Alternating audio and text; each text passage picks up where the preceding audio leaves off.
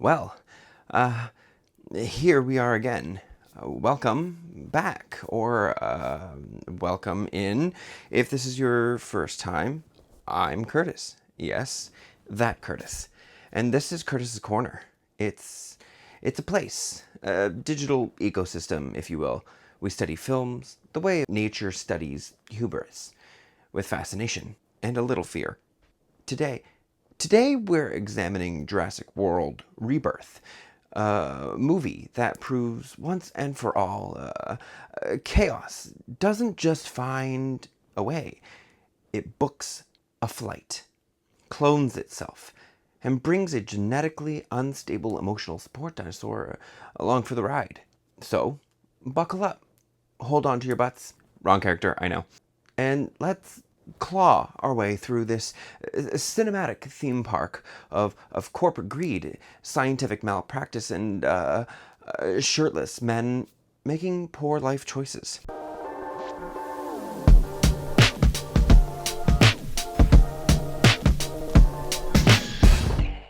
Okay, enough of that. I'm sorry for the terrible rendition. Before we dive in like a mosasaurus snatching a shark, make sure you watch last week's review of Megan 2.0. Yes, she slayed and maybe slashed. And don't forget, if you're here for drama, dinosaurs, and detailed tea, give this video a big ol' like, subscribe to the channel, smash that notification bell like it's a raptor chasing you through the kitchen, and support me further over on Patreon. It's cheaper than your morning iced coffee, and you get unfiltered chaos, behind the scenes content, and exclusive voting on future videos. You're welcome. In Jurassic World Rebirth, a bold new biotech company decides the best way to cure heart disease is to mess with dinosaurs again. Because clearly that always ends well. A team of scientists, soldiers, and one extremely out-of-place family are dropped onto a secret island full of rejected hybrid dinos. Think Project Runway, Mutant Edition. Their goal? Collect samples from land, sea, and sky creatures before everything inevitably goes full chaotic, prehistoric drag show. Cue the moral dilemmas, shirtless panic, and one tiny dinosaur named Dolores that's basically a walking question mark. But, of course, what's a Jurassic film without a cast of questionably qualified humans running from science's worst ideas in fabulous outfits and varying levels of emotional depth? Now, these actors came to the island with more emotional baggage than actual luggage. Let's talk about who strutted, sprinted, and side-eyed their way through this island of chaos, starting with our genetically flawless leading lady, Scarlett Johansson. Scarlett Johansson as Zora, well, she snaps, okay?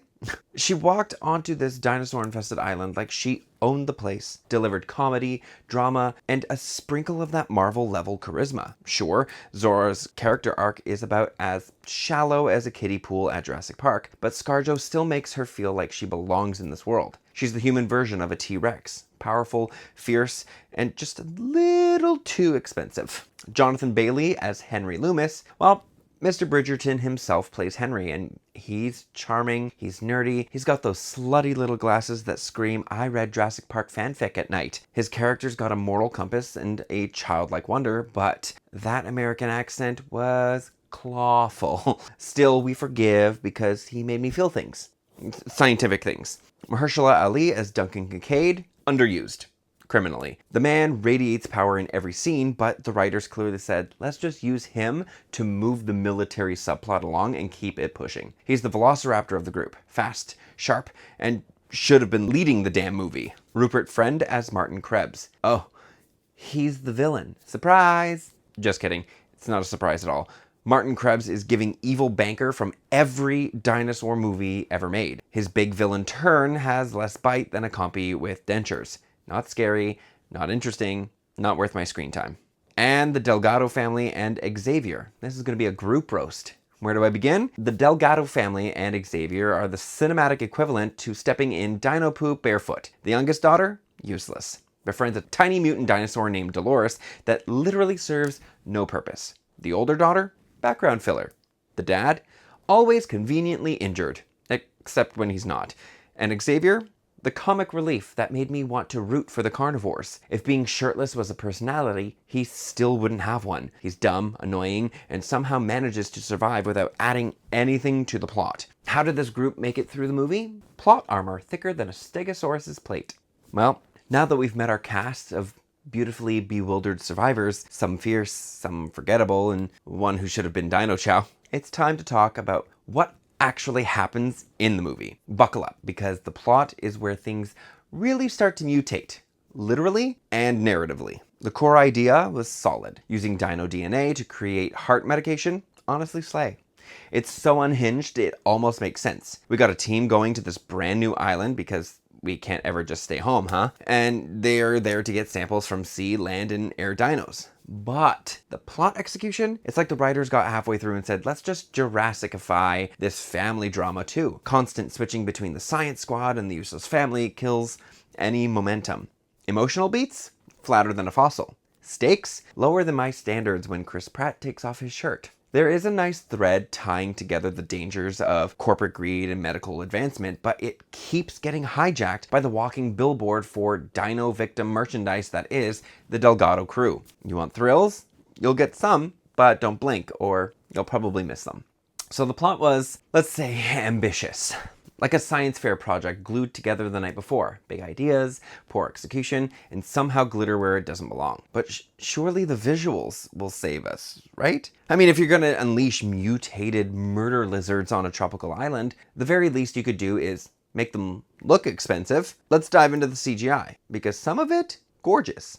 And some of it, it's giving early 2000s DVD menu screen. Overall, the effects go from stunning to Sci-Fi Channel at 2 a.m. Some dinosaurs look great.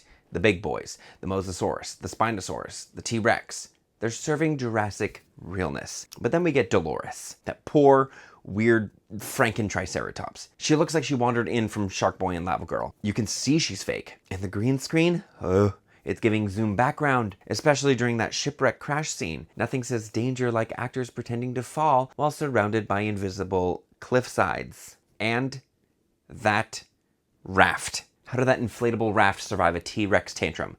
The thing gets chomped, stomped, drowned, flipped, and yeeted across the river. And still floats like it's made out of vibranium. I need this raft as my next emotional support item. Nothing breaks it. Not even logic. So, yes, the CGI was giving somewhere between blockbuster and busted, but let's talk about the real stars of the show. The divas, the drama queens, the genetically confused main characters, the dinosaurs. Because if I'm going to be lied to by science, I at least want to know what kind of fierce mess I'm looking at.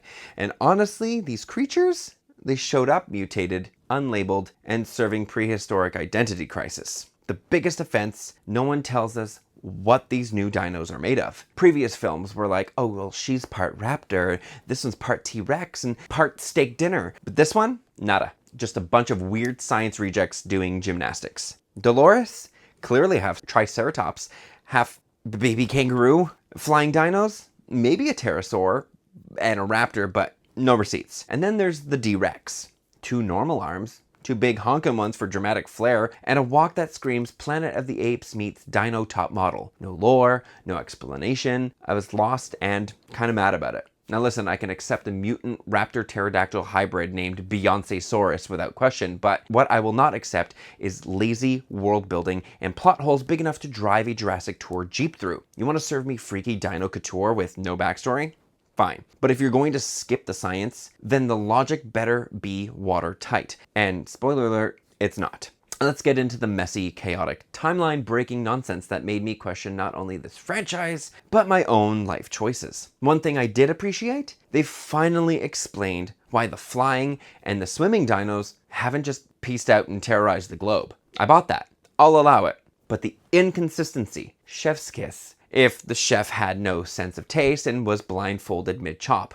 Dinosaurs show up, wreak havoc for 5 minutes, and then vanish like they've got a better gig lined up. The Mosasaurus flips a boat for the drama, then dips. The T-Rex gets mad at an inflatable raft, throws a tantrum, and then just casually exits stage left like he's headed to happy hour. And that dock scene?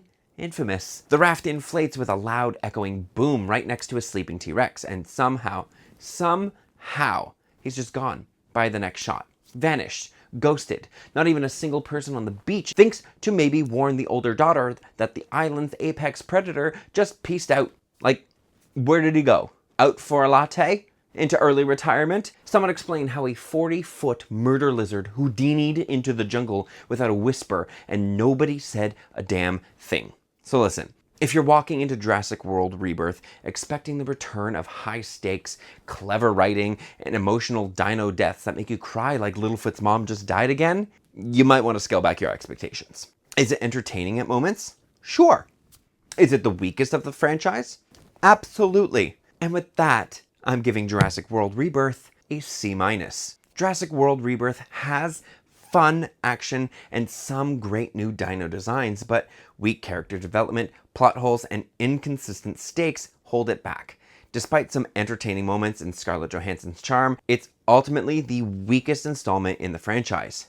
If you enjoyed my Jurassic roast sesh, don't forget to like this video, drop a comment below. Did you love it? Hate it? Want to throw Xavier into the nearest carnivore like I did? Let me know. If you love movies, dinosaurs, reviews with attitude, and the occasional unfiltered meltdown, subscribe, hit that notification bell so you don't miss a single prehistoric rant, and of course, join the Patreon for unedited footage, exclusive content, and to help steer the chaos train. It's literally cheaper than a lukewarm Starbucks. Go on, treat yourself. And until next time, stay fabulous, stay fossilized, and don't trust any man with an inflatable raft and a weak storyline. I'll see you in the next extinction level event.